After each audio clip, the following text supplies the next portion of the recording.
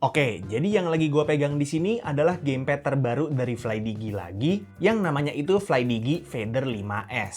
Dan gamepad ini udah officially licensed dari Xbox cuy. Yes, artinya ini gamepad pertama dari FlyDigi yang selain bisa dipakai di PC, bisa dipakai di Xbox juga. Jadi di Xbox Series S atau X bisa, tapi di Xbox One yang agak lebih lama juga bisa. Dan hal ini juga bener-bener dikasih lihat sama FlyDigi dengan ngeganti logo FlyDigi yang tadinya ada di tengah atas gamepadnya jadi logo Xbox, dan logo FlyDigi-nya cuma teks aja di bagian bawah. Keren sih.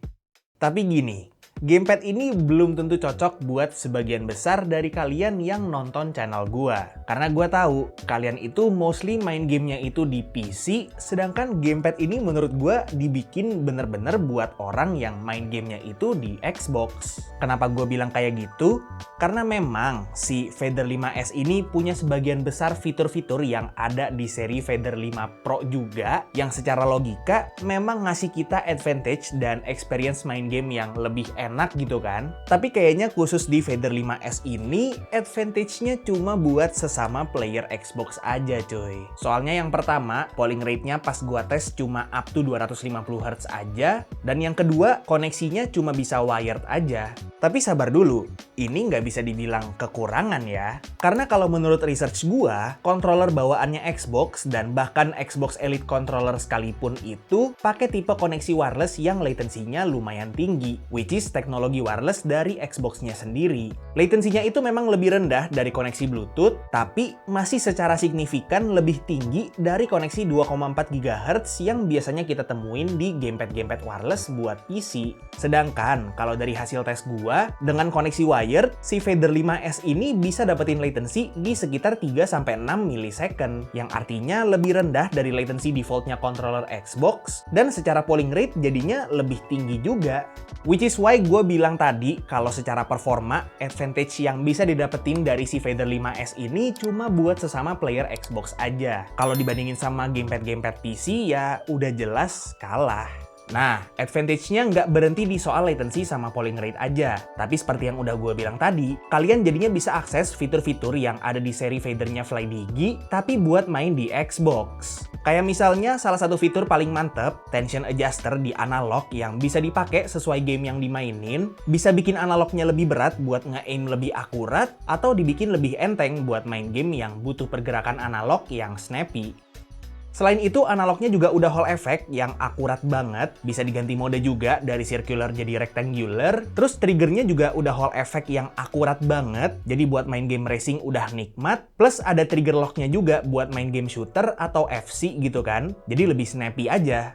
Tombolnya juga rata-rata udah pakai tombol mekanikal, jadi pastinya bakal lebih awet, dan ada beberapa tombol tambahan juga yang bisa di-mapping lewat software. Kayak misalnya, 2 tombol face button tambahan, 2 shoulder button tambahan, dan ada 2 back button juga.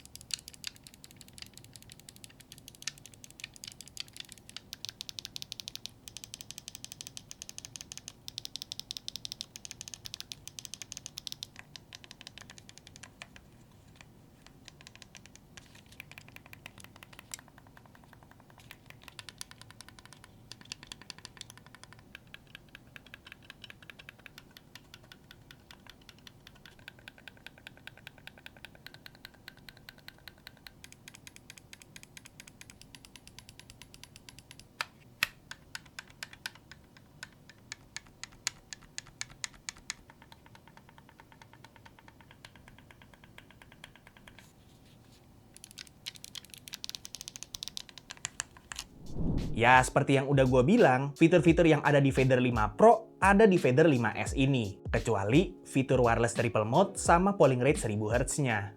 Oh iya, dia juga nggak ada gyroscope-nya, sama karena memang dia itu koneksinya cuma wired ya, nggak ada baterainya, nggak perlu dicas, jadi dia nggak ada charging dock-nya juga. Tapi si Feather 5S ini juga ada fitur yang nggak ada loh di Feather 5 Pro, yaitu di bagian bawah gamepad-nya ada headphone jack-nya cuy. Pastinya ini berguna banget ya buat kalian yang lagi mau main Xbox tapi nggak mau pakai speaker TV, jadi tinggal colok headset aja ke sini. Di sampingnya juga ada tombol mute unmute mic, jadi bisa dipakai kepake juga tuh kalau buat voice chat in-game. Perlu di-note juga kalau walaupun desain si Vader 5S ini hampir sama kayak Vader 5 Pro, ada beberapa perbedaan yang lumayan signifikan ya. Kayak misalnya, mungkin karena si Vader 5S ini nggak ada baterai, jadi secara bobot lebih enteng. Terus bagian grip belakangnya juga nggak pakai rubber, jadi kekhawatiran kita soal peripheral yang pakai rubber bisa ngelotok tuh nggak bakal ada di Vader 5S ini. Dan terakhir, tapi nggak boleh dilupain, FlyDigi Vader 5S ini juga ada softwarenya yang bisa kalian pakai buat konfigurasi gamepadnya sesuka hati kalian.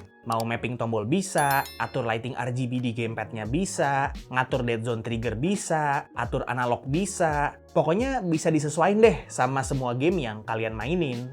Cuman emang, dia softwarenya terpisah ya sama line-up gamepad barunya FlyDigi. Dia pakai software sendiri yang namanya FlyDigi Space Station for Xbox. Tapi kerennya bisa dinavigasiin langsung pakai gamepadnya juga cuy. Oke, jadi untuk FlyDigi Vader 5S ini harganya ada di 1,2 jutaan. Jadi memang sedikit lebih murah dari yang Vader 5 Pro yang masuk akal banget ya. Mengingat kalau Vader 5S ini segmented banget marketnya. Di paket pembeliannya juga selain dapat gamepadnya itu, kalian bakal dapat kabel Type-C yang lumayan panjang, sama dapat Xbox Game Pass Ultimate 1 bulan juga cuy. Lumayan kan, bisa main Forza Horizon 6 gratisan. Nah, udah jelas ya harusnya kalau kalian main game di PC, gamepad ini kurang cocok untuk kalian beli. Karena nambah 100 ribuan aja tuh kalian udah bisa dapet Vader 5 Pro yang secara compatibility jauh lebih cocok gitu buat PC. Tapi, kalau kalian emang lagi nyari gamepad yang buat Xbox, si FlyDigi Vader 5S ini bisa jadi pilihan yang lumayan bersaing sih. Terutama kalau dibandingin sama Xbox Elite Controller yang resmi dari Xbox, atau bahkan gamepad-gamepad Xbox third party kayak Gameser atau Asus ROG. Memang Vader 5S ini kurang di koneksinya yang cuma wire, tapi dia tetap bisa dilirik karena fitur-fitur tambahan yang udah gue sebutin tadi. Kalian tuh bener-bener bisa dapetin advantage kalau kalian main game kompetitif di Xbox, karena secara latency dan polling rate lebih bagus, banyak tombol tambahan yang bisa di mapping, analog hall effect yang bisa diatur tensionnya, trigger akurat yang bisa diganti modenya, ya basically controller pay to win yang kalau misalnya dibandingin sama direct competitor atau saingan-saingan langsungnya, sebenarnya nggak terlalu pay to win sih. Tapi kalau menurut kalian gimana? Ini pertama kalinya gue nge-review gamepad atau controller yang bisa buat Xbox kayak gini ya, jadi gue penasaran gitu. Kalian ada nggak sih yang main gamenya itu di Xbox dan tertarik beli controller atau gamepad yang kayak gini? Coba komen di bawah. Oke, paling segitu dulu aja untuk review singkat gue terhadap si FlyDigi Vader 5S ini. Link pembeliannya udah gue taruh di deskripsi di bawah, dan pastinya semoga video ini bermanfaat buat kalian semua. Like kalau kalian suka videonya, dislike kalau nggak suka, dan jangan lupa untuk subscribe supaya kalian nggak kelewatan video gue yang selanjutnya. Kita ketemu lagi di video selanjutnya. It's been by Tommy, and as always, peace out.